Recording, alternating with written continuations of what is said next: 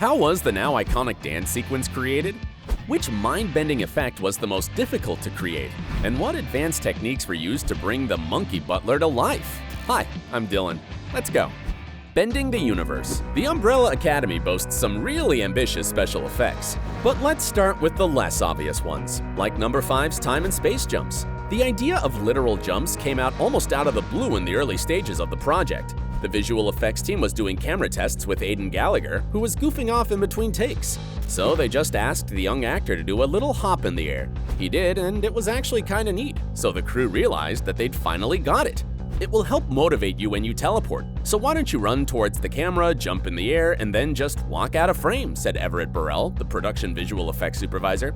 The VFX team took that footage and iterated it on several kinds of spatial jump effects, all the way down from heavy distortion to subtler images. As it was supposed to look fluid and organic, they started with 30 frames and gradually came down to 10 frames, ultimately producing a very elaborate effect. It was dubbed Jellyvision, as it feels like pushing your hand through a jelly membrane, which pops in a few seconds, bending the universe on its way. By the way, the Jellyvision effect was also used for creating the visual for Allison's superpower.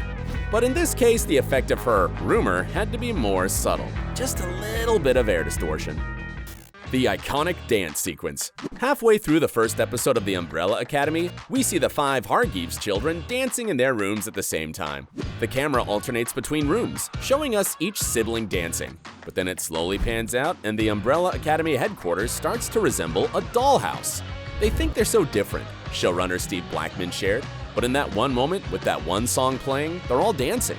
They think no one else is, but they're all doing the same thing. Blackman took his inspiration from an old Jerry Lewis movie called The Ladies' Man and Wes Anderson's The Life Aquatic. This massive scene was a very tricky shot to do, so how was it created?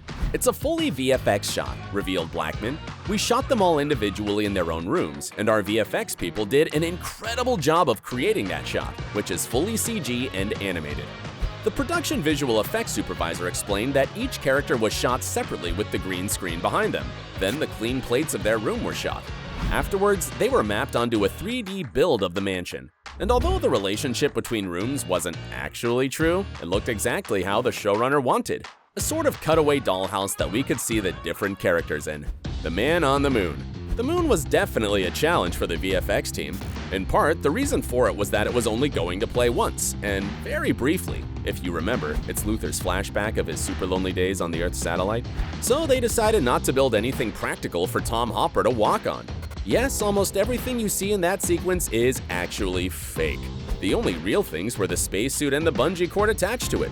The actor didn't even have a helmet on because they couldn't do the reflections on the stage. The helmet, as well as the whole environment, were added in later.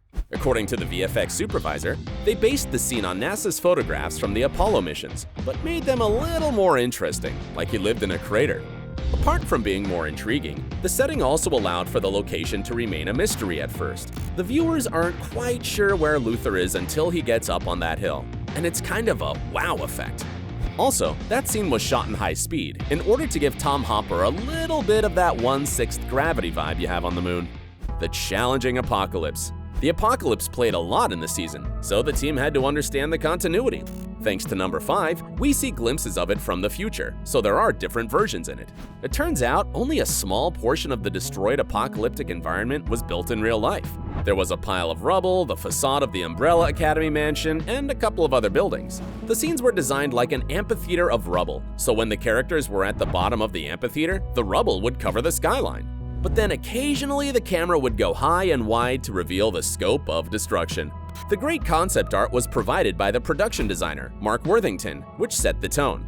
Every time we had an incoming director, we gave them this packet, which we called the Director's Welcome Pack, shared Everett Burrell, and it had all the concept art and all the R&D and tests. And the extension of the destruction, all the derelict structures and general mayhem, were handled in post-production by Spin VFX Company. But bringing the cause of the apocalypse to life took the efforts of 4 different VFX vendors. They all worked on delivering shots of the chaos, including a chunk of the moon hitting Earth. Amazingly, they only had 6 weeks to make it all happen. Becoming Luther. The eldest of the 7 superpowered siblings, Man Mountain Luther Hargeeves, impressed us with his appearance from the very beginning. But was it all Tom Hopper's own muscles, or was it CGI, or what? Well, although the 6' 5" tall Tom Hopper has an excellent physique, they are not his real muscles in the show.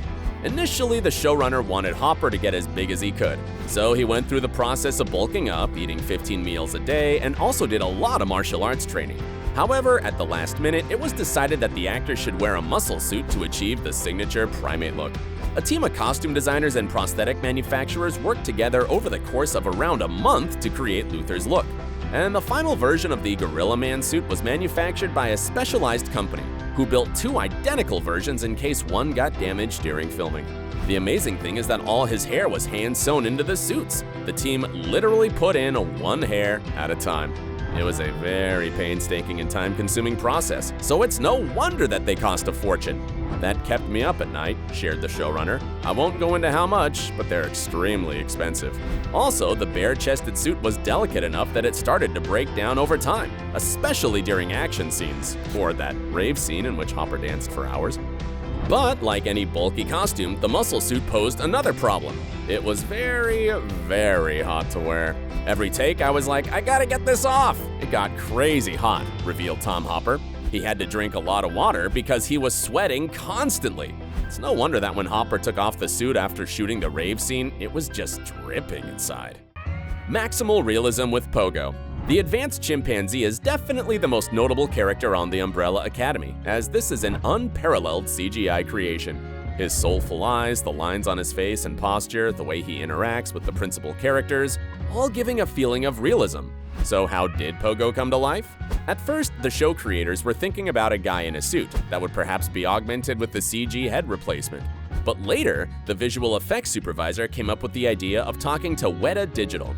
Netflix liked the idea of pushing the envelope on doing an all-CG character for television, says Everett Burrell. It was a few months of terror, but once we saw the first test from Weta Digital, I think everybody calmed down. On set, actor Ken Hall stood in for Pogo wearing a gray tracking marker suit, who was interacting with the other actors and working through Pogo's motions. Ken is 4 feet and 6 inches high, which was perfect for the role. 3 cameras acted as witness cams to provide entertainment and body reference for the VFX team. Apart from shooting scenes with Ken Hall, they did clean plates, HDRI capture with the gray ball, and also had a stand-in Pogo, used as a reference for the lighting. The voice of the monkey-butler was provided by Adam Godley, who helped to ground and define Pogo as a unique character. He was also filmed performing the lines, so that his expression and emotions could be motion captured and inputted into the CG character. The unexpected effects. And now we'd love to tell you about some surprising and even hilarious uses of CGI.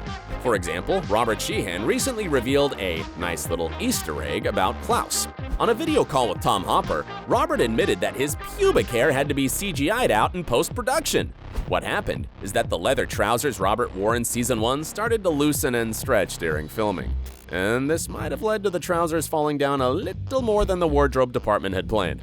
Another example of an unexpected use of digital technology was when some undesirable locations filmed during midwinter were actually suitable in spring. It turns out that the showrunner Stephen Blackman had originally hated some locations in winter, but in a couple of months they became all beautiful and green with lush trees. So the team had to go back to the first 5 or 6 episodes and add trees and leaves to every shot that did not have them in the wintertime. And afterwards, all these trees were basically computed in, and when it was impossible for some reason, CG trees were added. By the way, can you guess which scene was the most exciting scene for the show's production visual effects supervisor, Everett Burrell? It was a scene in episode 2 where number 5 time jumps on the street 3 times in one shot. This had to be shot over the different seasons here in Hamilton, Ontario. Aidan Gallagher had to match his performance over a period of months. The shot is seamless how it transitions from fall to summer to winter, then into the apocalypse. It was exciting to see the finished product.